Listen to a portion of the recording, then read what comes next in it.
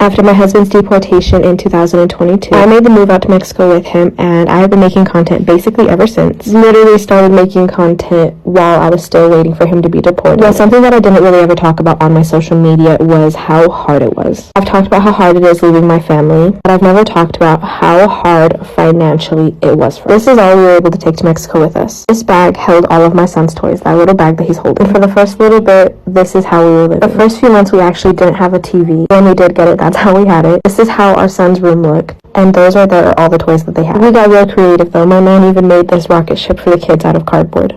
We didn't have a table, so we were painting pumpkins and eating right here on the kitchen floor. Although it was freaking hard, I'm so proud of how far we have come. But I feel like this is the reality that not a lot of people share on social media. Coming down here with absolutely nothing and starting from the ground up was so challenging, but it also taught me how to truly be grateful for everything that we have and the motivation to keep working our asses off. And I guess this is just me trying to be more vulnerable to my community. My first year after being deported, this is exactly how I washed. This is what I did. This is how I had to wash to get my clothes washed. When I first got here, my first year here, I struggled, y'all. I lived in a very humble house. I had to wash my clothes once a week. I had to learn how to live a completely new life because the life that I had in the United States was not what I had here. I no longer had a washer machine. I no longer had the things that I was so accustomed to. And yeah, I know that's all my fault, y'all. So please, let's not go with well, you should have behaved good. Yeah, I understand that.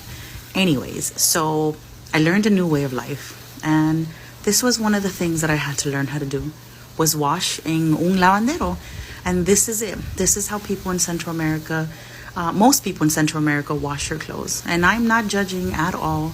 But yeah, I just wanted to share that little piece with you guys. Here in Tijuana, leave you alone for the most part. You can live somewhere for 5 years and never know who your neighbor is. There's a lot of places that are like that here. If you're out there running around asking for things that you shouldn't ask for, looking for things that you shouldn't be looking for, you're going to run into certain environments, and that's where people end up in trouble here in TJ. Or if you're driving around and you don't have your paperwork or you're not legit, that's when you get in trouble too. And sometimes you didn't do anything and everything's straight and you might get in trouble. That's the thing about Mexico, that it's so unpredictable. People here in... Let's go hang out with my mom at her store in Mexico. After being in the United States for about 18 years, my mom had a real culture shock when she came back to Mexico for the first time after that long. And one of the biggest things she struggled with was employment. She struggled to find high-paying jobs, and as she's gotten older, it's been a bigger challenge. Last year, I offered to help open up her own store. The store is only a block away from her house, which makes it very convenient to come to work. I am visiting my mom this month for the holidays, so she's not opening up her regular hours, but she is still going to work a few hours when she can. So I'm gonna go hang out with her. I wish I had good news to say that the store is successful and profiting, but it's been a real challenge for the last year and a half. She does make enough to pay the rent and sometimes has little profit left over. Unfortunately, the area that it's in does not get much traffic. We have been patient, hopefully can find a better storefront for her. Building life after deportation can look very different for everyone, and it's something I wish we didn't have to navigate as a family. But my mom knows that she is never alone and will always have my support. After being deported, I didn't know what to do, man. I was coming to Mexico, a country that I haven't visited since I was a little kid. And of course, I didn't know my family like that. I do have, one side of my family lives in Mexico. And everybody told me, go work at the call center. The thing about me is that I never wanted to work for nobody. So I had this crazy idea of starting a business. Somehow, some way, which I'm gonna be telling you in a different video, I came up with the money to start my own business. Something that I never done before, but actually I did put in the work to study and learn how to make. So as for right now, as we speak, I own a donut shop, and that's my little thing right here in Mexico. I do have a house, we do have a family, and I'm still trying to make it right here and live the Mexican dream. This used to be my view when I first got deported from serving a life sentence. I rented a room in this humble home. I was so grateful because I didn't have no family here. Today, I own my own home, and this is where my humble beginnings started.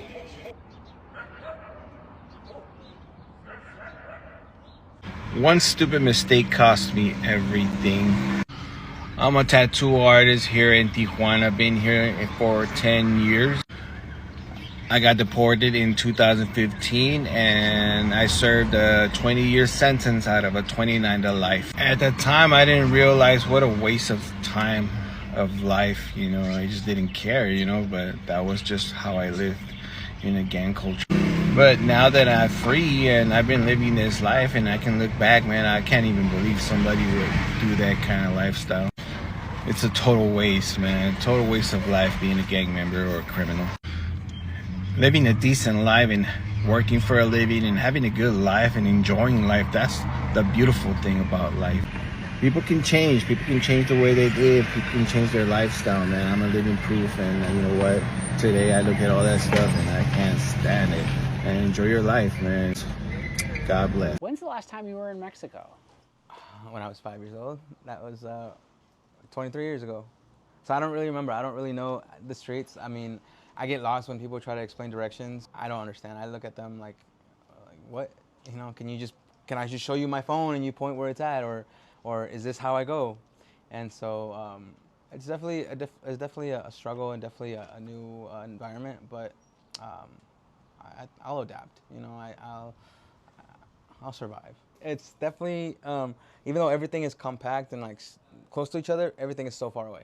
Like, yeah, you're close to wherever your little, you know, town is, a little pueblo, but like everything else is like super far. Like the center of Monterrey, it's super far if you're on a bus. Center of, you know, anywhere else it's far. But when you have a car, it's like 20 minutes. I look at Google Maps and I'm like, oh man, that's 20 minutes away. But that's, you know, with your own car. And when I put the public transportation, it's like 3 hours. I'm like, oh. Hey everyone, welcome to another video of a lash artist from Dallas, Texas who got deported after being in the US for 29 years. Everyone asks me how I'm doing, and honestly, I feel like it's a pain that's never going to go away. I have moved at least 3 times while being in Quintana Roo, and it sucks so much not knowing where home really is. I started my lash business, and of course, due to all the donations, I was able to buy a recliner, a light, a bunch of product, and due to a lot of people seeing my story across Instagram, I have been able to make it day by day and month by month. I have reached a couple of clients here on the island, and I'm so grateful for all of you guys' gifts. We have also started to sell gorditas from our home, and here is a couple of clips of us walking to the grocery store and getting a bunch of the stuff that we needed to just get everything started. Thank you to everyone who has donated. Thank you to everyone has sent prayers and support. I'm forever grateful. And I will have a lot of more videos for you guys of the day in the life here in Quintana Roo. The worst job you're gonna get once you get deported is a call center job. I've worked at Walmart, painted houses, scrubbed toilets for a living, and nothing messed me up more than a fucking call center job in El Salvador. The first jobs I had when I got deported was actually a call center, and I said never again. And here I am on my first day back to a call center job after I swore to myself that I was never gonna do this shit again. I slept 3 hours the day before, and I left the house at 6 in the morning because it was supposed to be a 20-minute drive from my house to the site. Bro, I got there at 7:30 in the fucking morning and I was supposed to be there at 7. I almost said, fuck this, man. All for $700 a month. So, for many deported immigrants, the biggest challenge isn't the flight home. It is what happens after they arrive. Today we are looking at the financial struggles many deported immigrants face, why rebuilding can be so difficult, and how some are finding ways to start over despite the odds. Stay until the end because some of these stories reveal challenges that rarely make headlines. So when people hear about deportation, they often focus on the legal process. But once the process ends, a completely different reality begins. Many deported individuals return to countries that they may not have lived in for years. Some left as children and others spent decades working and raising families abroad. So returning home sounds simple on paper. In reality, it means starting life from scratch. And one of the biggest problems is money. Many deported immigrants arrive with very little financial resources. Some lose access to stable employment overnight. Others leave behind belongings, houses, and careers that took years to build. And suddenly, they are faced with immediate expenses like food, transportation, housing, and job hunting, all while trying to adjust to completely new reality. For many, the financial shock is overwhelming. Finding work can be much harder than people expect. Employers can be hesitant to hire someone who has spent most of their lives abroad. In some cases, local work experience is valued more than foreign experience. And that means skills that helped someone succeed before may not immediately translate into opportunities after deportation. And as a result, many individuals find themselves taking temporary jobs, informal work, or even whatever opportunities they can find to just get by. So the challenges go beyond employment, and some people need new identification documents, others need transportation, housing deposits, or training programs to qualify for jobs.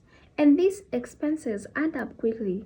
And when someone arrives with limited savings, every small cost becomes a major obstacle. Many describe feeling trapped between needing money to moving forward and needing opportunities to earn that money in the first place. Another financial challenge involves family. Many deported individuals leave behind spouses, children, parents, or even relatives. Supporting loved ones from a distance becomes much harder when income suddenly disappears. In some situations, families that depend on a stable paycheck must quickly adjust to a completely different financial reality, and the economic impact is significant, but so is financial strain. So, despite these difficulties, many people refuse to give up. Some start small businesses, others learn new skills, others even return to school. So, many rely on family support while searching for opportunities. The road is rarely easy. The stories of resilience are common, and for every challenge, there are people working hard to create a second chance.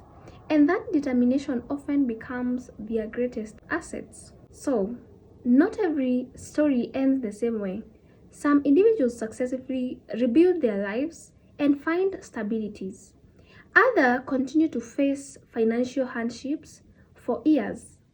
Factors such as education, local jobs market, family support, and economic conditions can all influence the outcome. And that is why experiences after deportation vary so widely from person to person. And there is no single story that represents everyone. So, what do you guys think? Are the financial struggles faced by deported immigrants discussed enough? Or is this sign of the story that often gets overlooked? Share your thoughts in the comment section below, and kindly remember to keep it respectful. And if you found this breakdown helpful, kindly hit the subscribe button and join our family. Thank you so much for watching. I'll see you in the next one. Bye for now.